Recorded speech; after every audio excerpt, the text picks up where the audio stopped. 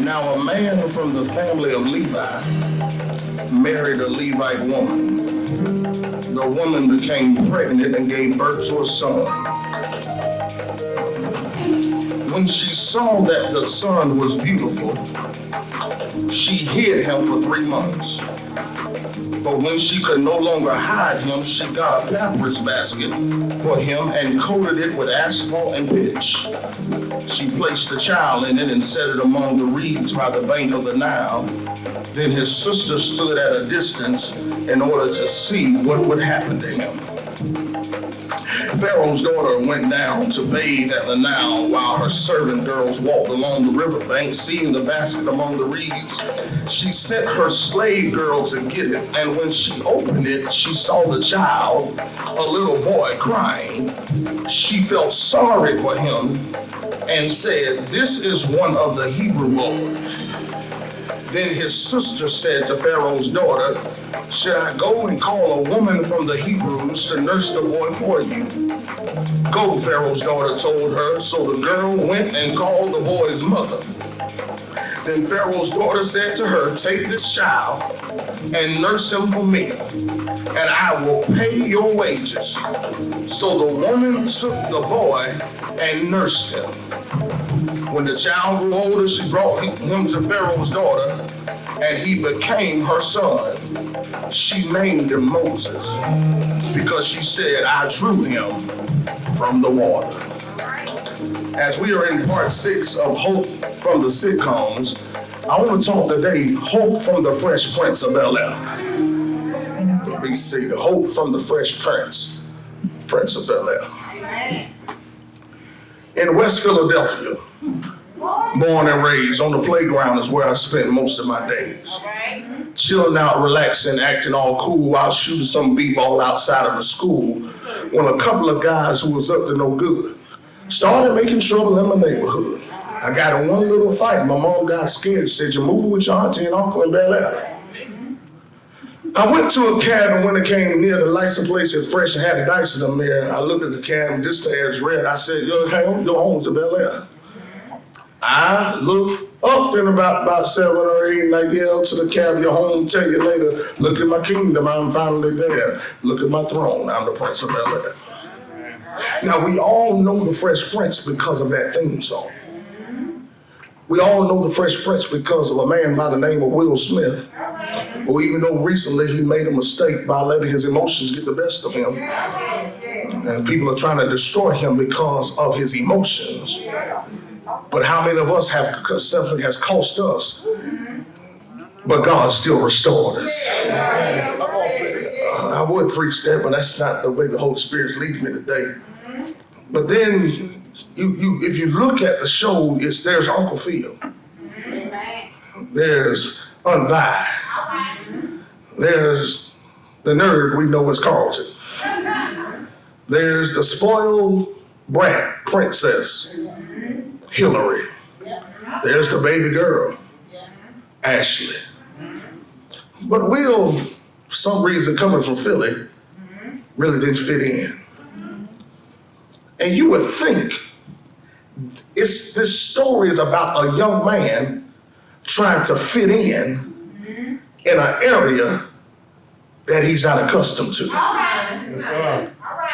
But might I argue today that the Fresh Prince of Bel-Air is not about a nephew going to live with his uncle and aunt.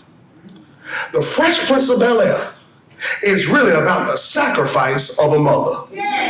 It's about a mother who saw her son in a dangerous place, experiencing danger in life that could have took his life, and she was willing to risk his presence with her to be able to be preserved by being in the presence of other family.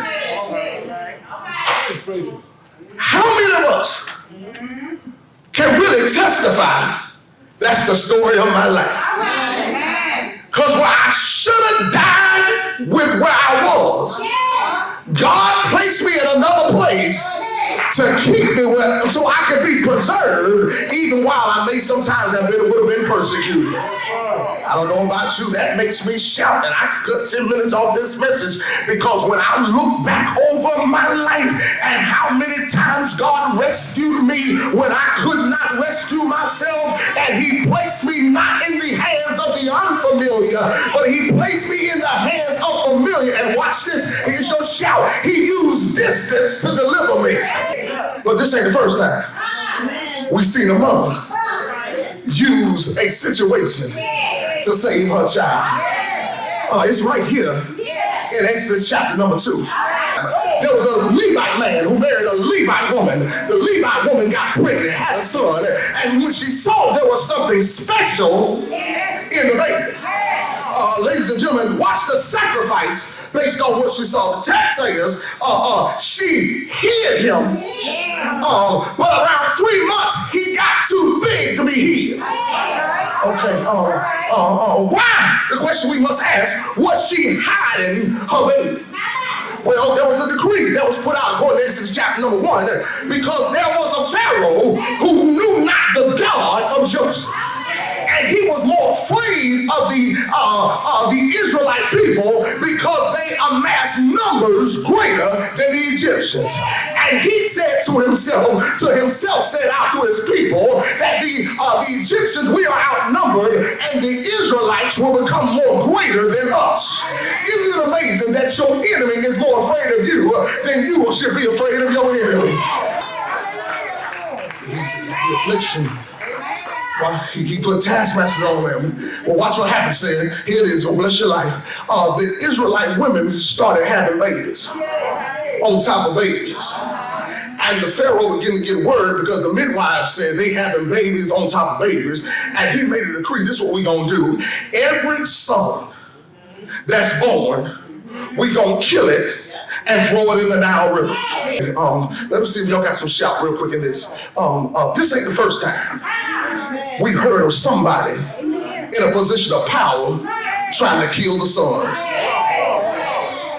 Though our skin has been darkened by Mother Nature's son, isn't it amazing that we're treated more as a threat and a liability than an ally?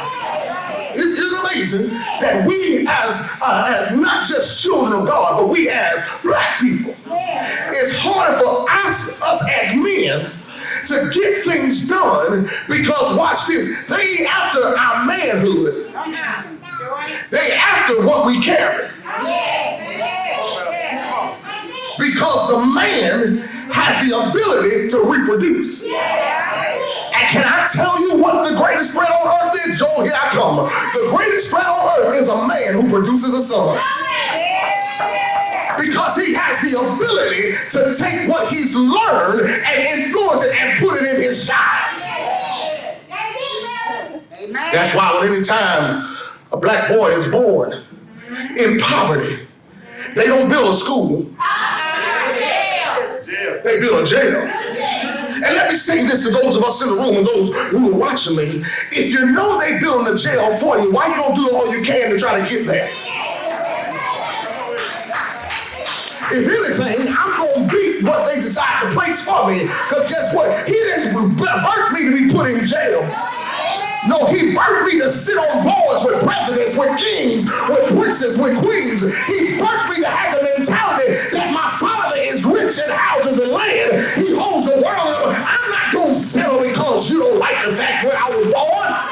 You must forgot Jesus was born in poverty. And the same one born in poverty reigned and got raised in victory. That was louder you preaching in this house today. But here's what I love. While she's hiding him, and Lord, please let me be able to get off this point right here. Please, Lord. Lord, hold your folk right here, please. She hides him, and when she couldn't hide him no more, the text says she built that ark.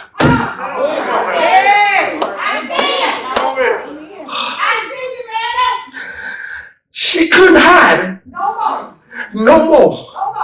And when she knew she couldn't hide him, Jessica, this is what she did. She built an ark. She used papyrus. She used pine and tar. Built the ark, and she placed the baby in it.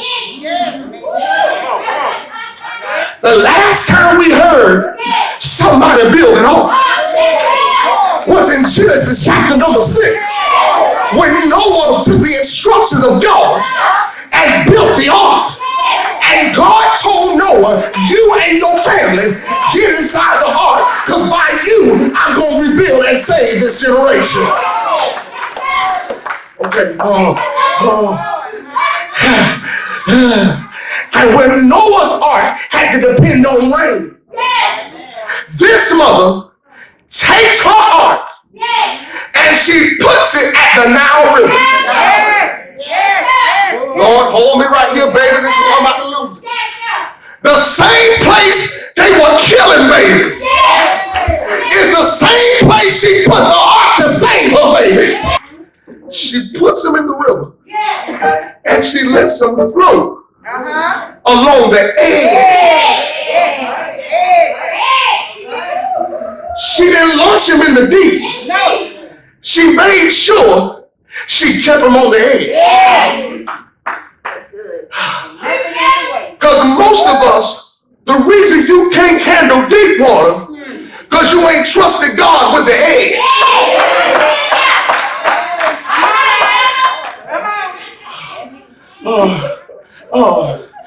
You want God to be deep with you, but can you trust him when he's shallow with you? She floated him along the edge. I'm trying to see who want to have church now. But watch what she does. The mother tells his sister, follow it.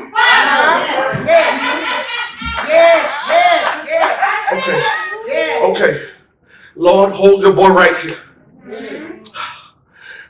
Moses' sister is Miriam. They're very close in age. And Miriam walks in the water distant enough to ensure that whatever's in the water won't be attracted to her brother. Because if danger comes to her brother, she's close enough where she can rescue.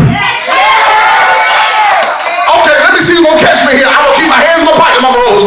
You were sinking deep in sin, far from the peaceful shore, very deeply staying within. We were sinking to rise no more, but the master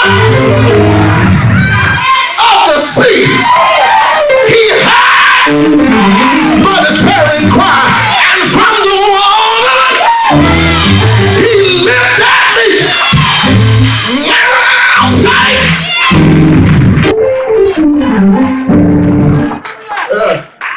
There was sacrifice and there was salvation. Watch what happens.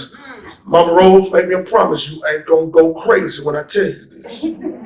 The text says, when Pharaoh's daughter saw the ark, she opened it, saw the baby, and the text says she felt sorry for it. But here's the shout. Her feeling sorry only lasted so long. Because when she saw what kind of baby it was, she stopped feeling sorry, and now she wanted to inquire about it. Hold on. If she's Pharaoh's daughter, you would think she would abide by the rules of her daddy. But this daughter chooses to break the rule, and instead of dumping the baby, she goes to search for help for the boy. She knows it's a Hebrew. Y'all better stop falling to the 10 Commandments with Charlton Heston that I watch almost every Saturday, who been telling us lies that he stays on. No, baby. From the time she found him, she knew he was Hebrew.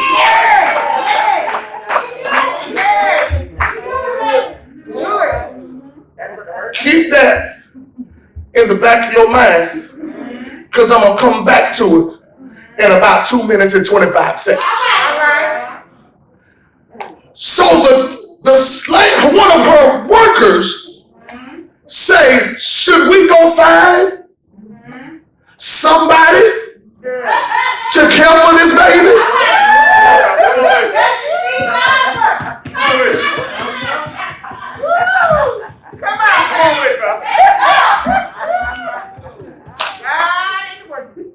Well, Will Smith got in a fight on a basketball court, and his mama delivered him and sent him across country.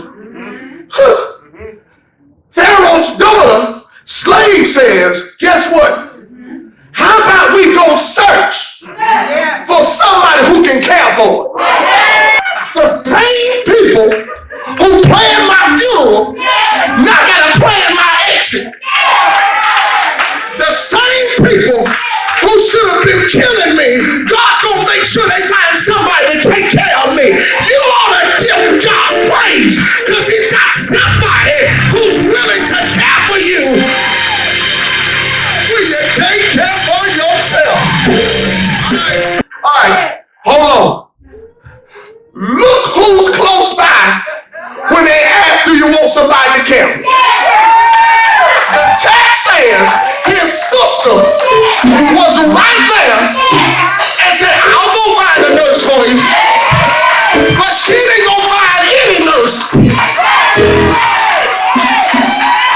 No, please, let's not tear this church up. The text says she went and got her mama. The same mama who put him in the river is now the same mama who got him back in her hand. I want to say prophetically, what you release by faith is about to come back in joy. I gotta cut this thing off. She puts her in the hands of her mama. But watch what Pharaoh's daughter say. Tell, don't lose your mind when I tell you.